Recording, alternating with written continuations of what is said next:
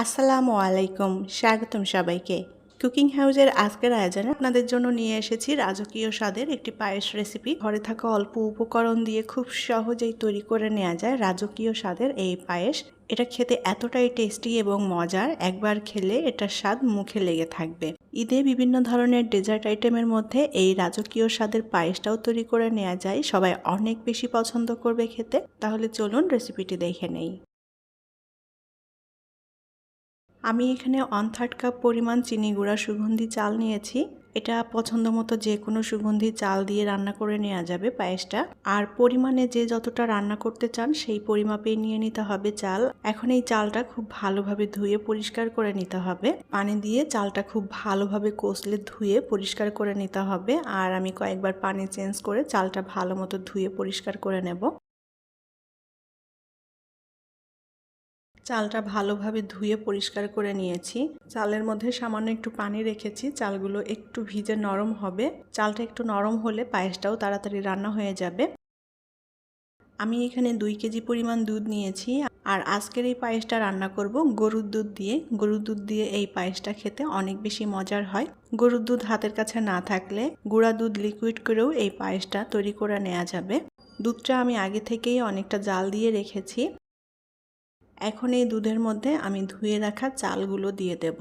পায়েস রান্না করতে দুধের পরিমাণটা যত বেশি হয় পায়েসটা খেতেও কিন্তু ততটাই মজার হয়। আমি এখানে 2 কেজি পরিমাণ দুধ নিয়েছি, আপনারা চাইলে কম বেশি করে নিতে পারেন দুধের পরিমাণটা।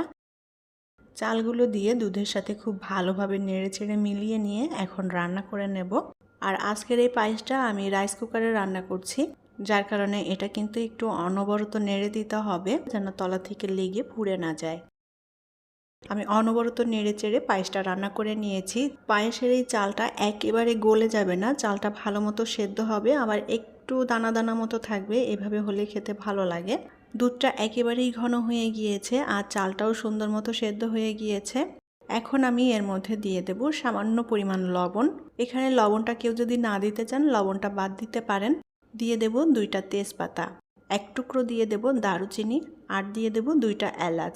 এলাচ 2টা আমি একটু ফাটিয়ে দিয়েছি, এতে করে ফ্লেভারটা ভালো আসবে। এখন খুব ভালোভাবে নেড়ে চেড়ে কিছুক্ষণ রান্না করে নেব। আর একটু বারে বারে নেড়ে দিতে হবে যেন তলাতে লেগে না যায়।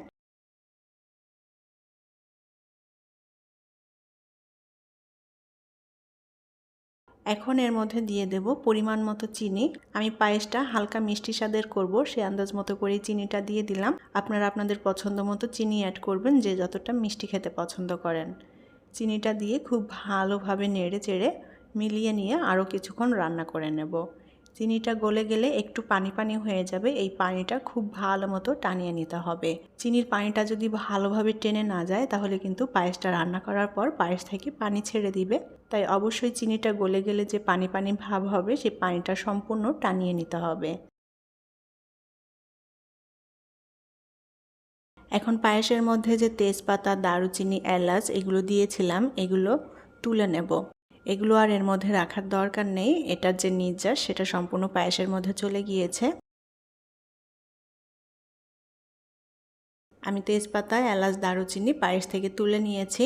আর পায়েসটা কিন্তু রান্না করা হয়ে গিয়েছে। আর পায়েসের ঘনত্বটা ঠিক এরকম থাকবে, কারণ পায়েসটা নামিয়ে ঠান্ডা করার পর এটা কিন্তু আরও অনেকটাই ঘন হয়ে যাবে।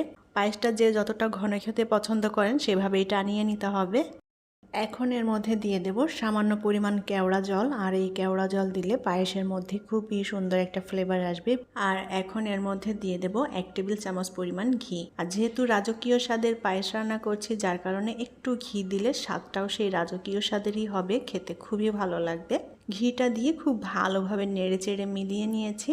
বিয়েবাড়িতে যে পায়েস বা ফিরনিটা রান্না করা হয়, বিয়েবাড়ির পায়েস বা ফিরনিতে সুন্দর একটা ফ্লেভার আসে এই কেওড়া জলের কারণে, যার কারণে কেওড়া জলটা দিতে চেষ্টা করবেন, তাহলে ফ্লেভারটা খুবই ভালো আসবে। পায়েসটা রান্না করা হয়ে গিয়েছে আর পায়েসের ঘনত্বটা এরকমই থাকবে। পায়েসটা ঠান্ডা করার পর আরও একটু ঘন হয়ে যাবে, যার কারণে আমি এই অবস্থায় পায়েসটা নামিয়ে নেব।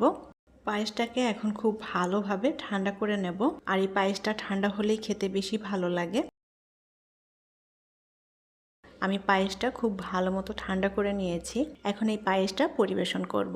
আর পায়েসটা কিন্তু ঠান্ডা হওয়ার পর আরও অনেক বেশি ঘন হয়ে গিয়েছে। আর আপনারা দেখেই হয়তো বুঝতে পারছেন পায়েসটা কতটা লোভনীয় এবং ইয়াম্মি হয়েছে। এটা খেতে এতটা টেস্টি এবং মজার যে একবার যে খাবে সে বারবারই খেতে চাইবে। পায়েসটা পরিবেশনের সময় আমি এর উপর দিয়ে কিছু কিশমিশ বাদাম কুচি দিয়ে দেব। একটু সাজিয়ে দিলে দেখতে সুন্দর লাগবে, অনেক আকর্ষণীয় হবে এটা। আমি এর উপর দিয়ে কিশমিশ পেস্তা বাদাম এবং কাঠবাদাম একটু কুচি করে দিয়ে দিয়েছি।